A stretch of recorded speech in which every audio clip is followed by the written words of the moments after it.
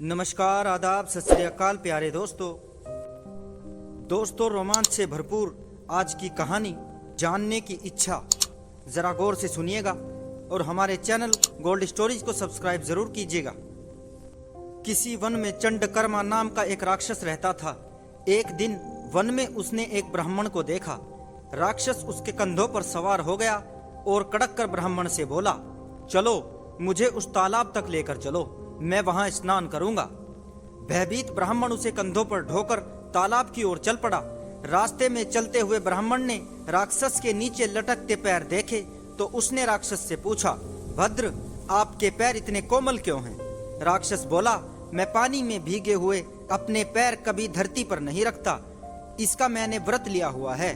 तालाब के पास पहुंचकर राक्षस ने कहा, अब मैं इस तालाब में नहाने के लिए जा रहा हूँ, इसके बाद पूजा करूंगा। जब तक मैं लौट कर न आऊं तुम यहीं ठहरना। इतना कहकर राक्षस ब्राह्मण के कंधों से उतरकर तालाब में नहाने चला गया। किनारे पर खड़ा हुआ भयभीत ब्राह्मण विचार करने लगा कि स्नान ध्यान के बाद जब राक्षस लौटेगा तो वो मुझे अपना भोजन समझकर मार डालेगा, इसलिए मुझे तुरंत यहाँ से भाग निकलना चाहिए, क्योंकि पांव गीले होने के कारण राक्षस इस समय मेरा पीछा नहीं कर सकेगा। उसने गीले पांव धरती पर न रखने का व्रत जो लिया हुआ है। यही सोचकर ब्राह्मण वहां से भाग निकला। राक्षस ने भी व्रत लेने के कारण उसका पीछा न किया। इस प्रकार जिज्ञासा करने के कारण ही ब्राह्मण अपने प्राण बचाने में समर्थ हो सका। सेवक से यह प्रसंग सुनने के बाद राजा ने विद्वान ब्राह्मणों को बुलाया और उनसे अपनी त्रिस्तनी कन्या के विषय में पूछा। बहुत सोच विचार के बाद उन ब्राह्मणों ने राजा को बताया, हे राजन, अंगहीन अथवा अधिक अंगों वाली कन्या अपने पति का विनाश करती है और अपने चरित्र को भी कलंकित करती है। यदि 3 स्तन वाली कन्या अपने पिता के समक्ष उपस्थित होती है तो उसके पिता का भी शीघ्र ही विनाश हो जाता है। अतः उचित यही है कि आप इसका दर्शन न करें। यदि कोई व्यक्ति इसके साथ विवाह करना चाहता है तो उसके साथ इसका विवाह कर दें और उसको राज्य के बाहर निकाल दें। ऐसा करने से आप सुखी रहेंगे। ब्राह्मणों की बात मानकर राजा ने राज्य भर में ढिंढोरा पिटवा दिया कि जो कोई उसकी 3 स्तन वाली कन्या से विवाह करेगा उसे 1 लाख स्वर्ण मुद्राएं देकर राज्य से निकाल दिया जाएगा।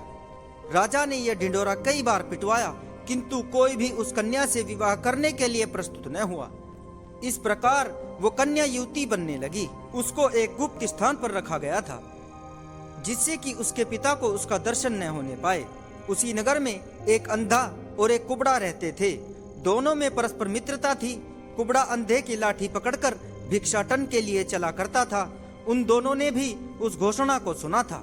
एक दिन उन्होंने विचार किया कि यदि हम में से कोई इस कन्या से विवाह कर ले तो राजकुमारी के रूप में पत्नी तो मिलेगी ही, 1 लाख स्वर्ण मुद्राएं भी मिल जाएंगी।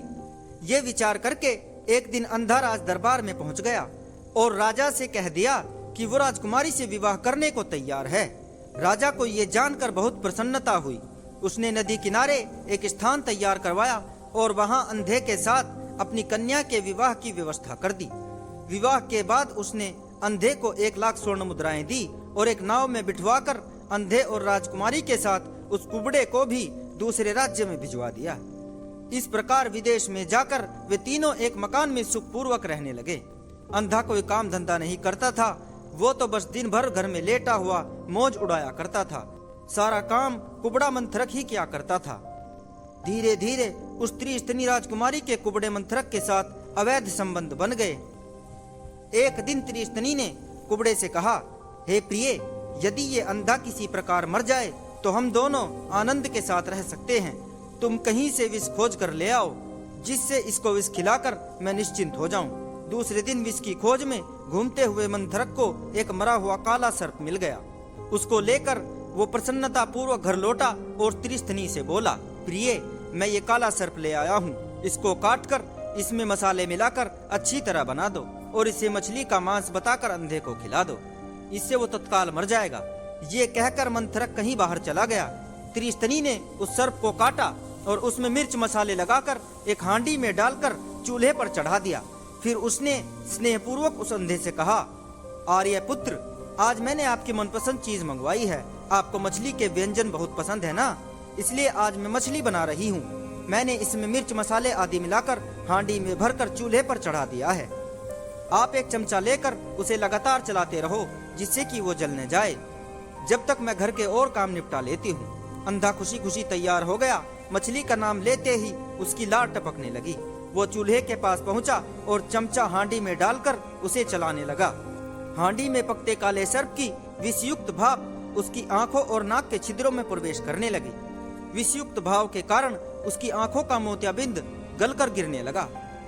भाप अंधे को अच्छी लग रही थी, अतः वो देर तक हांडी के ऊपर मुंह किए उन सुखद क्षणों का आनंद ले रहा था।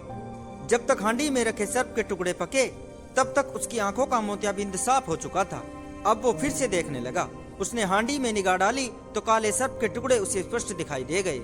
इससे वो तुरंत समझ गया कि उसकी त्रिस्तनी पत्नी उसकी या कुबड़े मंथरक में से किसी की जान लेने को तत्पर है। ये रहस्य उजागर होते ही उसने निश्चय कर लिया कि वो उन दोनों के सामने अभी अंधा ही बना रहेगा। उस रात कुबड़ा मंथरक घर लौटा तो आते ही त्रिस्तनी के साथ रमण करने लगा। अंधे को ये सब सहन करना असहाय हो उठा। क्रोध से फुफकारता हुआ वो उठा और कुबड़े की दोनों टांगे पकड़कर उसे फिरकनी की तरह घुमाना शुरू किया और आश्चर्यचकित खड़ी अपनी दुराचारिणी पत्नी की छाती पर दे मारा। जोर के प्रहार से त्रिस्तनी का तीसरा स्तन उसकी छाती में घुस गया। बलपूर्वक गोल गोल फिरकनी की भांति घुमाने पर कुबड़े का शरीर भी सीधा हो गया। ये कथा सुनाकर चक्रधारी बोला, मित्र, इसलिए मैं कहता हूँ कि व्यक्ति का भाग्य उसका साथ दे तो बुरे कार्य का भी परिणाम अच्छा ही निकलता है।